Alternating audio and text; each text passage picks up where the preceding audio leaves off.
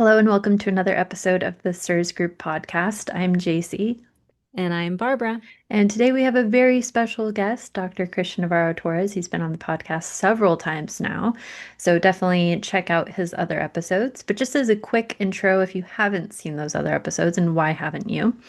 Christian is a PhD cognitive scientist with expertise in cognitive psychology, neuroscience, and language science. He co founded CIRSLab, an educational platform that supports both patients and practitioners through cutting edge research and community resources, and offers advanced training for shoemaker certified practitioners and other CIRS literate clinicians. Diagnosed with CIRS in early 2022, Christian has experienced significant recovery. And I might add, like, if you go watch his first episode with us and watch his episode now, it's one of my favorite CIRS before and afters. But he has experienced significant recovery through the Shoemaker protocol, fueling his mission to bring scientific clarity and hope to the CIRS community. So, with all that said, let's get into it. Although, remember, none of this is medical advice. Always consult your practitioner for whether a NeuroQuant is right for you. But we hope this episode has a lot of great info. And if you stay to the end, there is some very exciting money-saving tips when getting your NeuroQuant that I didn't even expect to hear about. So, look forward to that. Or if also you want to skip with timestamps, we have those in the notes. So, anyway, let's get into it. So glad to have you, Christian. Welcome back, Dr. Christian Navarro Torres. We have to get your title right on the podcast. You forgot all his middle names Oh, and I last did. names. I legitimately forgot them. That's why. But we're really glad to have you back. And the reason we are getting back into NeuroQuant, if you guys haven't watched our past episode on NeuroQuant stuff, go back and watch that. It's actually one of our most popular episodes ever, which is great. So you can review that just to get some basics refresher, but we are going to cover high level basics on this episode. But the big reason we're having Christian back to talk about NeuroQuant is that NeuroQuants have been updated, not just once, but probably twice, probably who knows how many times by the time you watch this episode. The the Shoemaker protocol, the research was done on an older version of the NeuroQuant. So we're going to go into more details on that. If you're thinking, well, I got my NeuroQuant like a year ago or 2 years ago, so it's probably not affecting me, possibly wrong. I got my NeuroQuant early 2024 and then another one early 2025. Both of them are a newer version. So this update has happened longer ago than I think even we knew about. And I personally just found out about this myself relatively recently. So we want to dig into all of that fun stuff and why. But yeah, thank you, Christian, for being here. No, thank you guys for having me again. It's always a pleasure to talk to you. And again, I'm so excited, everything that you guys have been doing in the community, the CIRS group, and hopefully we're going to talk about today is going to add to that in terms of the newest things that are happening as it pertains to NeuroQuant. So thank you. Absolutely. Let's start out with the basics first. Why are neuroquants important for CIRS patients? Or maybe what is a neuroquant briefly, in case someone doesn't Yeah, know? maybe we'll do a really quick recap of what the NeuroQuant is, and just to make sure everybody's on the same page. But the NeuroQuant is basically an FDA-approved software that segments or slices the brain into brain regions, specific regions, and it measures the volume for each of those regions. That's basically what the NeuroQuant is. It's typically used in the mainstream world of neurology, let's say, as an assessment tool for neurodegenerative diseases like Alzheimer's disease, Parkinson's, and other forms of dementia. And it's also being used as an assessment tool in the world of CIRS, with published research led by Dr. Shoemaker and his colleagues indicating that there are specific patterns of brain abnormalities that we typically see in CIRS patients. Right, and some of these abnormalities are in the form of enlargement of specific brain regions, and others reflect patterns of atrophy or shrinkage, right?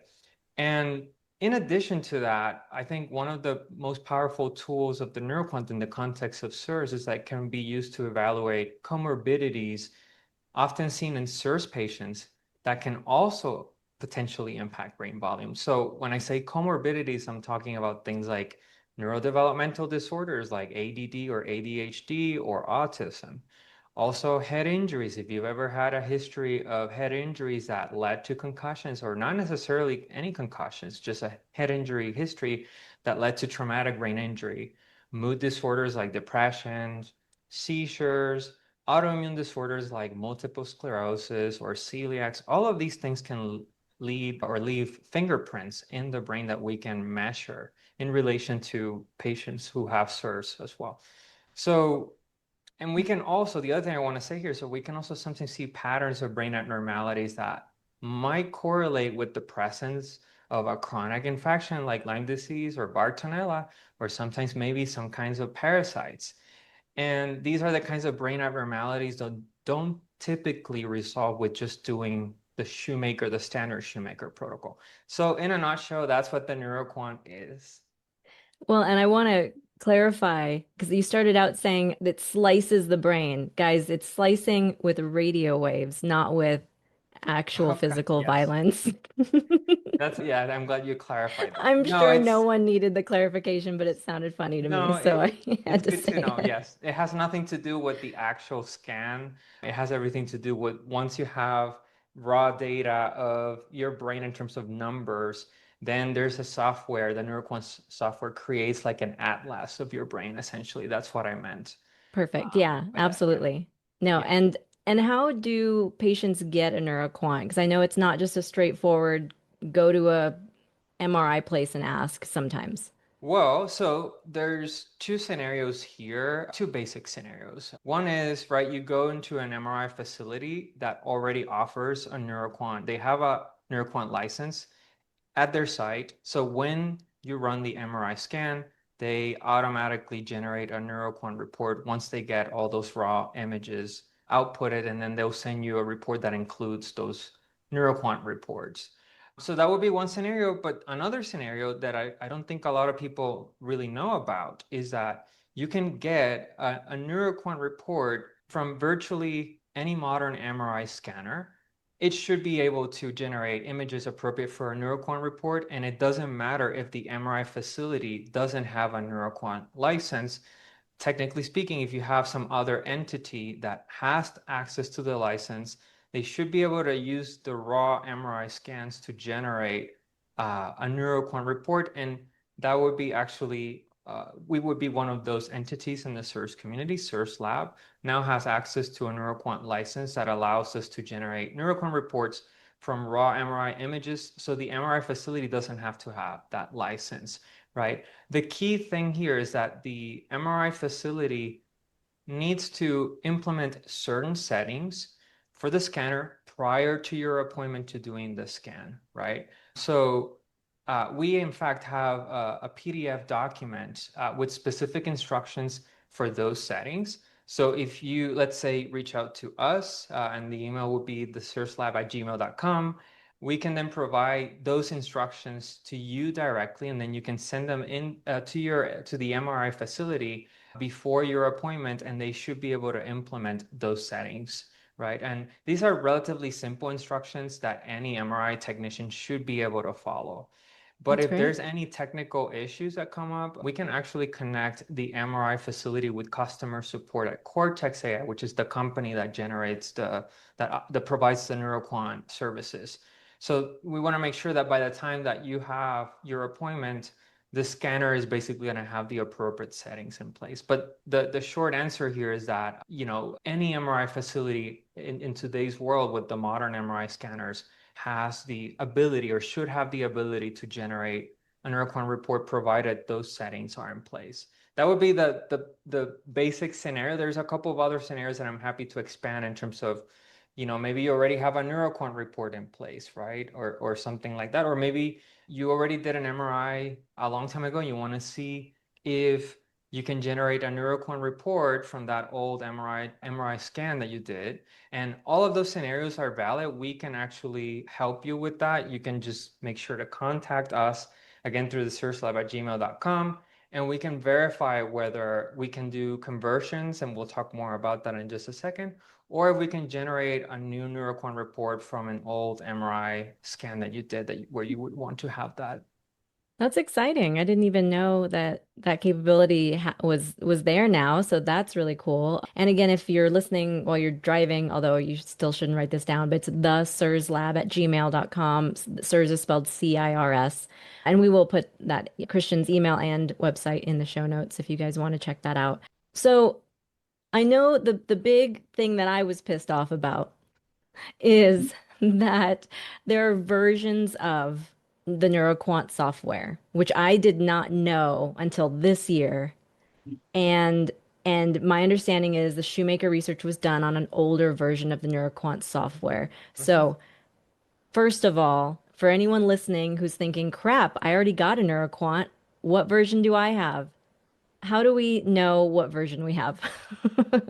Yeah, that's a very basic but a very important question. Generally speaking, your NeuroQuant reports will say either at the top or lower right corner of the document, the software version. In fact, it sometimes says software version.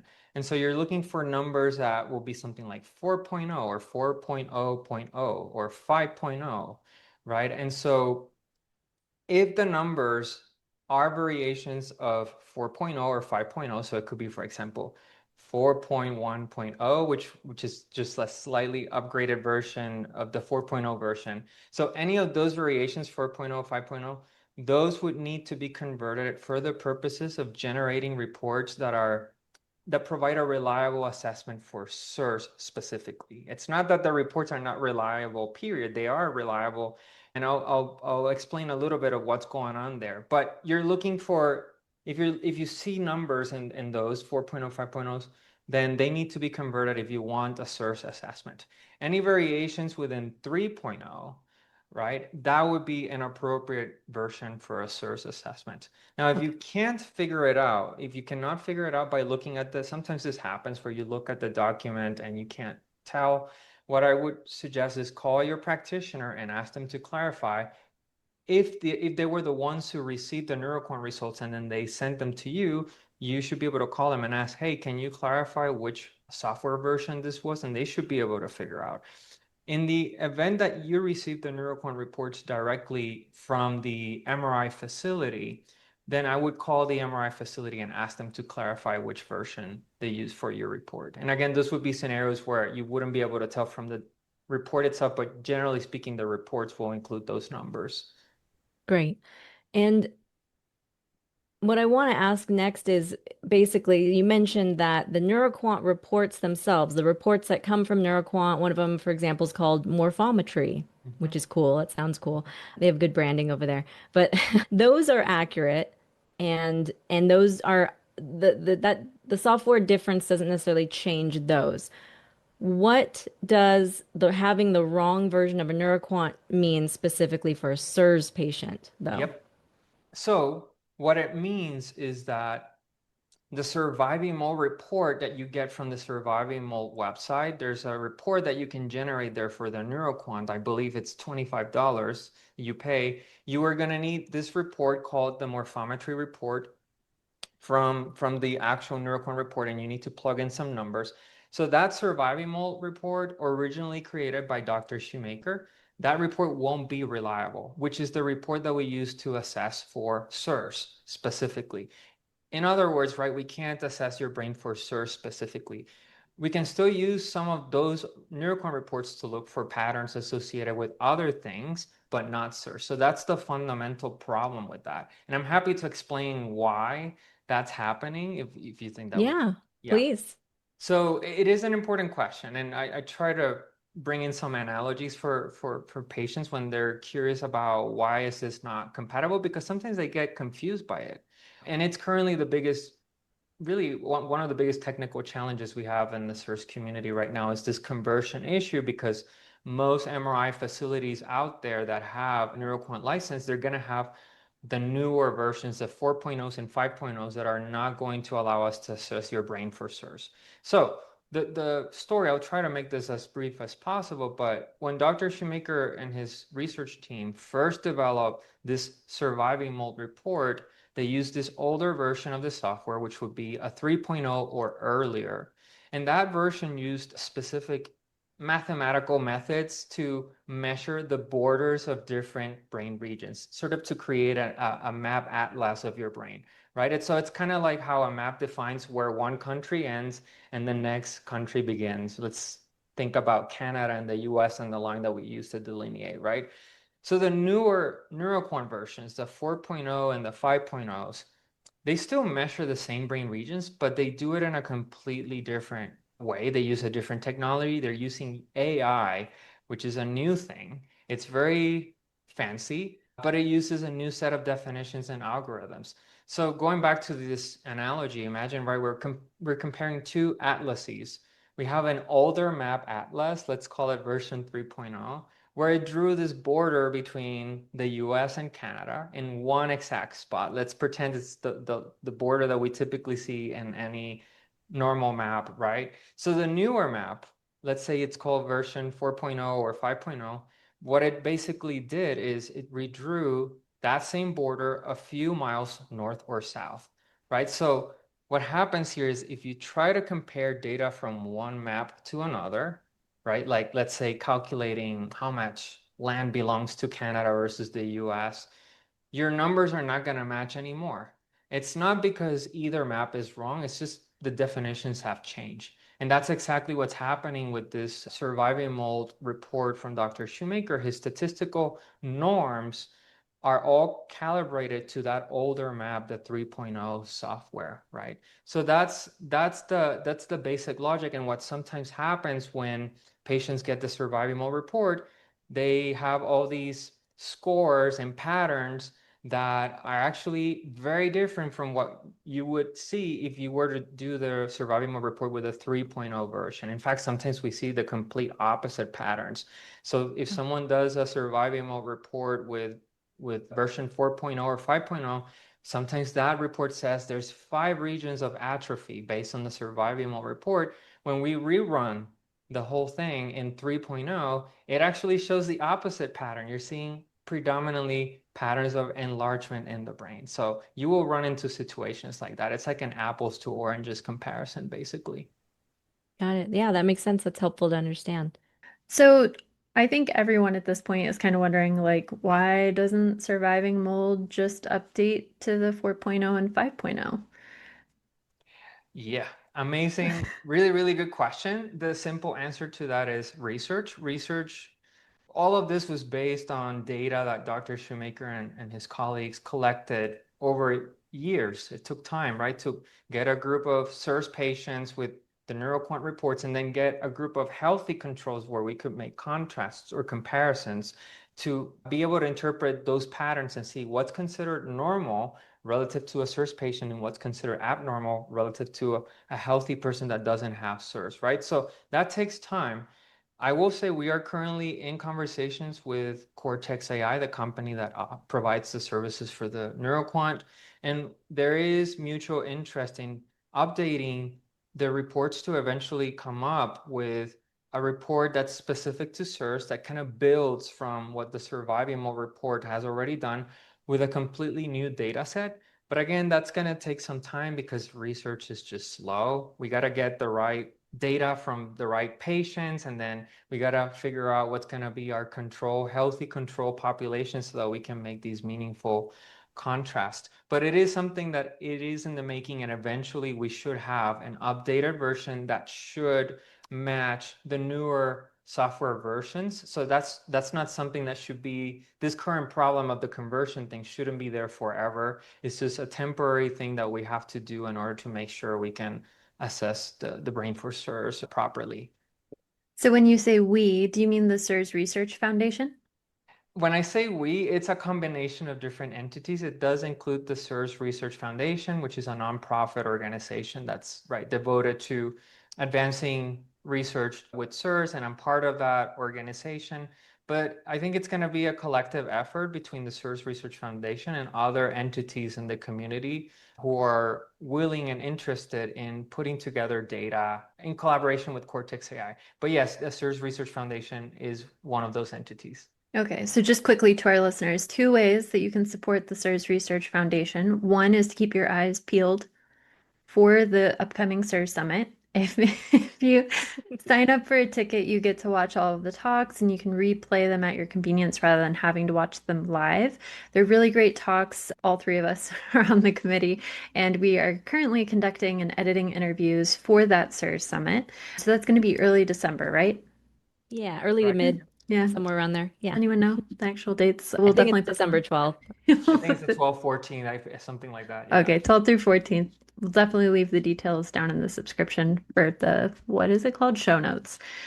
And then two, I know that the CIRS Research Foundation is dependent upon the providers providing the data from their patients. And of course, it's stripped of all sorts of like any sort of identifier. So your name isn't going to be on there, your address isn't going to be on there, anything like that.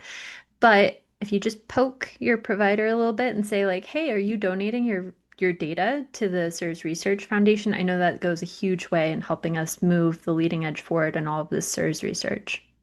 Absolutely. 100% agree with that. That would be a great way to create more initiative around that. So yes. Cool. So all of this makes sense to me. I'm glad that we've kind of dug into what the latest is about NeuroQuant. So if the viewer or listener has whether they've had a NeuroQuant in the past or, like you said, had an MRI done in the past and are curious if perhaps it would work for your conversion purposes. Do you want to cover? Obviously, these are instructions that'll be easier to Right. receive via writing by emailing Christian, but do you want to kind of give an overview of what those people can expect if they would like to see if you could convert for them? Yeah, and I think I'll formalize that a little bit more now. There's really three scenarios here, and we already talked about the kind of one of them, which is you're just getting an MRI from scratch, right? And you're interested in generating a NeuroQuant. But let's say that the MRI facilities that you have to your disposal don't have a NeuroQuant license. Or let's say this is something I should have led with this actually, which is one of the cool things of doing the yeah, generating a report through someone like us is that you could go to an MRI facility where maybe you have insurance coverage for the MRI scan and they don't have the NeuroQuant, and then someone like us can then generate the reports for you, right? So that would be a very strategic scenario for patients to try to save some money. I want to interrupt just to say yes, because the last time I got two NeuroQuants so far, and I had to call around, and only a specific branch of Yeah, I should say a specific location of a type of, what do you even call that? MRI place? I don't yeah, know. yeah, It's Steinberg, if anyone knows that chain.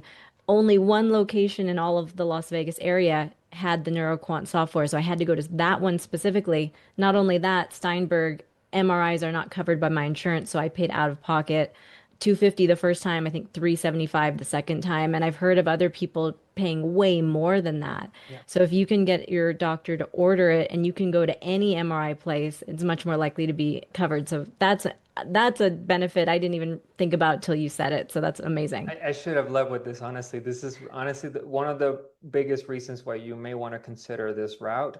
Another reason I'll say very quickly as a parenthesis is the price point that they will add to the NeuroQuant services, it just fluctuates. There's no standardized pricing. So you don't know where how much you're gonna get charged just because of the NeuroQuant license. And then the third piece here is that they very often MRI facilities are very inconsistent in the kinds of reports that they give you.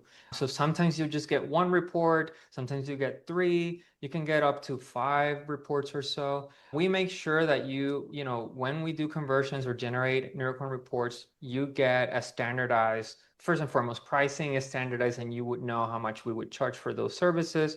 But second, we will always make sure that you get the same number of reports, all of the reports really that are meaningful that you can get from this particular service. So with that said, if you're getting an MRI from scratch, so this is scenario one, right? You just need to contact us in advance to coordinate so that we can give you the instructions and then we'll sort of take it from there. So that would be scenario one.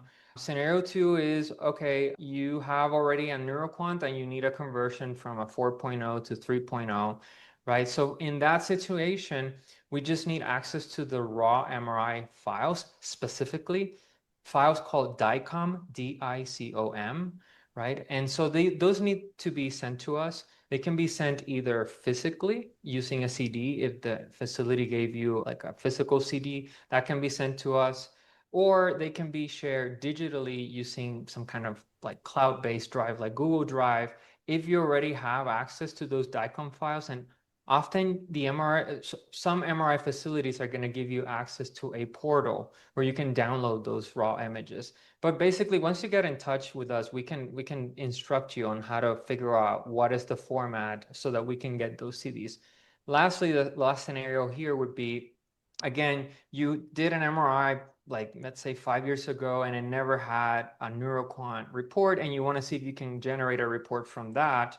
You can send us again the raw MRI files, and we at no cost will try to see if we can generate a NeuroQuant report, because we don't know, given that the settings may or may have not been appropriate for a NeuroQuant report. So if you send us those images, we will try to generate a report. If we can't, we will let you know, and we don't charge for that. If we do generate a NeuroQuant report successfully, then we will proceed as usual. So those are the three scenarios. Fantastic. That's Yeah. exciting. And I mean, this is big, and it's bigger than I even realized when we decided to have you on, given all of the options people have now. So that's really cool. Yeah, yeah, it is. Thank you. Yeah. Does this now mean that you have acquired like a CD-ROM reader? Oh, for us to be able to read the CDs? Yeah. Yes, we do have Wow. I know, right? It's like Okay. back in Did the you have to go to day. eBay? I'm I just didn't, kidding. yeah, I didn't have to do it, but yes, the people who are doing it, they did have to go to maybe eBay. No, not eBay, but they did have to go somewhere to get a drive. Look at this. I don't know if it doesn't work if it's not plugged in, so I can't do the little pop out noise, which is very satisfying for any millennial who misses CDs. But funny enough, I got my own so that I could get a CD, so that I can get the files to get to Christian. So this episode is a nice reminder and public announcement of my own accountability need to like go to Steinberg and get my file for Christian, or my CD, I should say. Yeah. Additional question. What happens to the CDs after they send them to you? Do you send Uh, back the digital files or do you send back the CD? well, no, typically, well, so we have a period where we can keep the CDs, but we usually keep the CDs for a period of time. And then, yeah, there's a period of time where we have access to it. And there's a sort of an NDA process there just to let people know that, these CDs are going to be kept for a period of time. And after that, we're not obliged to keep the CDs. But yeah. Okay. So if you wanted to retain basically the data from the CD for yourself, you might want to do something like Barbara, where you take it off the CD, then they can send it to you. Totally. Okay. Yeah. That would be one way to do it. Yes. Yeah. I think that would be the most practical way to go about that. It's super easy to get a second copy when you go and like get it. So you could Right. tell people to do that. And I Okay. think that's what we typically do. And I guess It's like $10. yeah, It's no, not if they typically we charge at just all. keep the CDs for a period of time. I don't know exactly the timeline. We have some designated timeline, then we just get rid of it, basically. That's usually Yeah, what we do. that's good. But yeah, no, that's a good point. Okay. So if you want to keep the data from your CD, two options. One, you can do like Barbara did and go to eBay or some other vintage seller and buy a, I'm just kidding, CD converter. It was on Amazon. Strip the data and then send them the CD. Or when you go get the CD from your MRI place, just ask for two copies. And Barbara said it's like $10. Yeah, like if you need like usually they'll give you one for free, but if you want any additional CDs, they'll charge you like at least for me, some of the places around town, about $10 a CD. Not too bad. Yeah. So, Christian, maybe I'm snooping, but recently I saw on the CIRSLab membership that you're offering kind of a bundle where people can get their NeuroQuant converted and then they can also book a session with you to actually help interpret the NeuroQuant for them specifically. Is that a thing? That is a thing, yes. And I'm glad you asked, because yeah, we do offer bundles where, in addition to providing the conversion or generating report services, we bundle that with a session, a 1 hour session where do a deep dive of the NeuroQuant reports. And then we sort of, problem solve a little bit about what this means for you as a patient. and what are actionable steps to consider that you want to discuss with your practitioner. In fact, I've done quite a few of these now with practitioners where we come in into the sessions with the patient. And so I'm doing the whole NeuroQuant assessment and I'm providing some insights of things to think about and consider. And then the practitioner is like, oh, that's great. Maybe we should do these follow-up tests just to see, if there's something in this particular path, right? Just as an example, I alluded to that there are some patterns in the NeuroQuant that sometimes may correlate with something like a tick-borne infection where there's some patterns that may be reflecting that. And so that those patterns, if we see them, the practitioner might be more invested in following up and doing some more careful testing around that to see if they can find some evidence. So we do those for patients, and we also do sessions with practitioners also who want to become more confident in their abilities to assess NeuroQuants. And so I'm also offering that in the CIRS community as well. And that's been extremely meaningful and fun. And I am looking forward to continue doing that and offering those services. That's awesome. And so the moral of the story, guys, is go become a member of the CIRSLab so you can have access to that money-saving bundle and access to all the other things that Christian offers in the CIRSLab community as well. So we'll have all of this in the show notes, of course, for you guys to have access to, but go to CIRSLab.com, that's CIRS lab.com, to sign up for his community. And then once you're inside, you'll have access to the bundle deal that Jacie mentioned. Otherwise, if you don't want to do all that, you can also just email him directly at thecirslab@gmail.com. Again, we'll have this in the show notes so you can get more information on what your next steps would be for your unique situation on getting your NeuroQuant converted or getting your MRI made into a NeuroQuant. Well, thank you again so much, Christian, for joining us today. That was so insightful. And again, if people want more NeuroQuant information, we have not one but two episodes with you about the NeuroQuant. Yeah, we do have two We have episodes on. is it two? Because I knew we did like a couple genie ones. Well, we So did one NeuroQuant, we did nicotine, we did ADHD, and we Yeah, did for yeah. more Christian, Yes, let's just leave it there. go to our YouTube channel. Apparently, we have 76 episodes with him. If you're interested in the CIRS Summit, you can sign up for notifications for that at thecirsummit.com. And as always, if you are looking for more resources and support in your CIRS journey, you can join us over at thecirsgroup.com. We'll see you there.